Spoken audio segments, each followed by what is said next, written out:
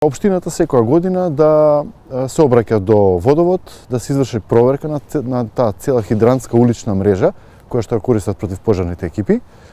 и пред се да добиеме мапа, значи и општината да има мапа, покрај тоа што водовод има мапа, да истапи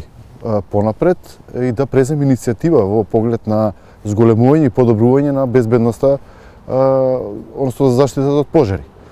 И со тоа да има прво увид колку хидранти имаме, кои функционираат, кои не функционираат и да може тоа да влезе во една годишна рутина на општината во соработка со надлежните претпријатија како водовод и канализација, со противпожарната бригада и така натаму, и да можеме да гарантираме дека на пример годинава сите хидранти се проверени, ги има толку и толку, на тие локации немаме, ако евентуално нема, бидејќи знаете во плановите урбанистички и при давањето на дозволите за градба мора да има хидранти вцртани, нели, инвеститорите кои градат. Но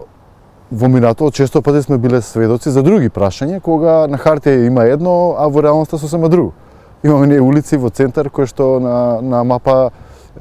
стои дека се 9 метра широки, а во реалноста се 6 метри широки. И многу такви пропусти и дупки во плановите кои што не ни даваат